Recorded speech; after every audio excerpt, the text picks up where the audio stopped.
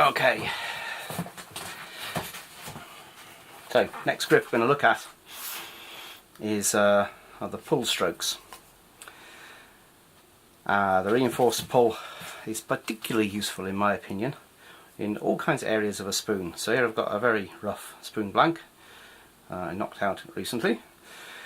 The reason we have pull strokes is because there's lots of areas. For example, to carve this area here, I have to carve in this direction, that's down the grain.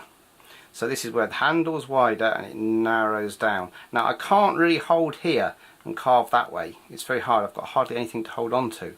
So by flipping it round, balance it up onto my sternum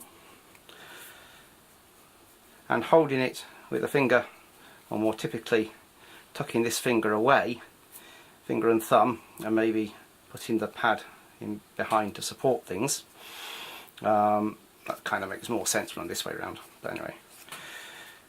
This finger's well tucked out the way, and these fingers are available if needed, and they very often are, to support either by pushing on the back of my fingers or on the back of the knife.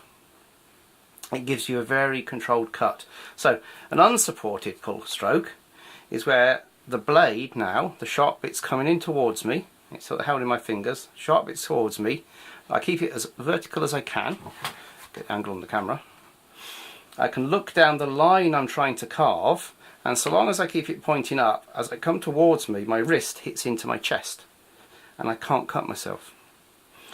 Okay, so I can come in, I'll try and do an unsupported one, like this. I can slide the bevel again down that surface I'm cutting and pull towards me. Flip him over, her over, it over, I don't know. So that's a pull stroke. It lets me get at these surfaces. Actually usually the top of the handle, particularly if you've got a crank cutting straight wood, is going to be down grain as well, and you're going to have to work that the same way. Working it this way.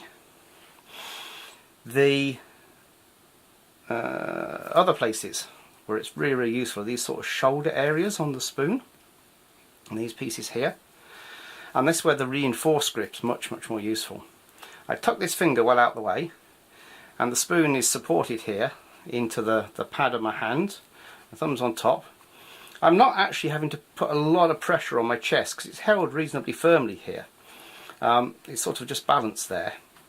And these fingers, these three fingers, and yes, I do have a sticking plaster because I cut my finger recently, but not doing this particular move,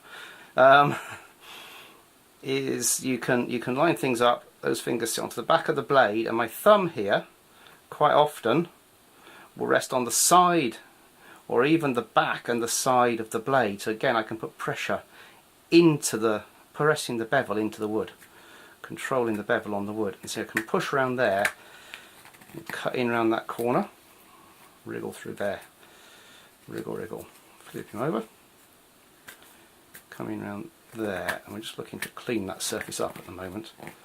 Get in there, and I'm using more of the tip of the knife because I'm coming around quite a tight corner there, and I can shorten the blade by holding partially up onto the back there, not letting my fingers creep to the cutting edge, and using that tip and pushing on the back, working around that corner. Then I can flip that round and clear it out down that way by pulling again. Maybe a bit unnecessary because I could equally well thumb push through there. But that pull stroke has a lot of power and a lot of control. Now, he says looking for air on here, I haven't really got any.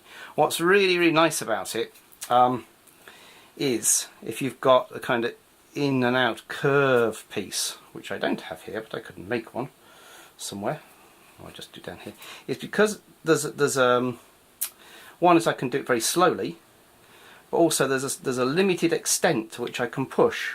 So if I'm pulling uncontrolled, I might pull past where I want to. But if I'm pushing as well, I can stop exactly here and stop exactly here, stop exactly here, at that very spot. And you'll notice I'm just twisting the knife out as I come to the bottom of that curve. Shoulders like this, again, you can get in using this same thing. I'm going to try always to keep the knife as vertical as I can and work quite high up on my chest. That's safer. If I get too low down here and the knife's going across more, I've got more chance of cutting myself. Keep it high, which keeps your hands, your supporting arm low under the workpiece, and using more of the tip of the knife, the front half, I can work these kinds of surfaces with that same push. Okay, by working more with the tip of the knife, it's not reaching over towards this holding hand. If I work here and I'm not thinking about what I'm doing so much, and I go but more with the tip and try and keep it up or at 45, but short enough that it can't reach there. This one here I can swizzle right round and get at, and there's other ways of getting at that as well. I don't really do that very often, but you can do it that way. You can equally well thumb pivot through there. I'll talk about thumb pivots and pushes, thumb pivots and pushes, thumb pulls on another one of these.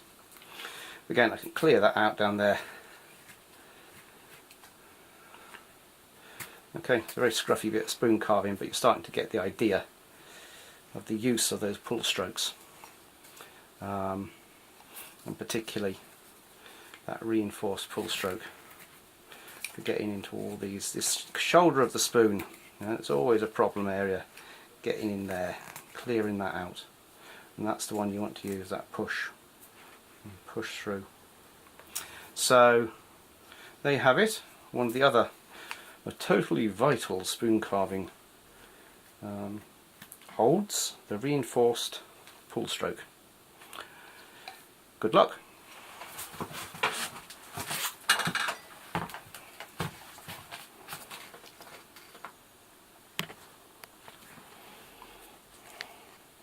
Come on, stop.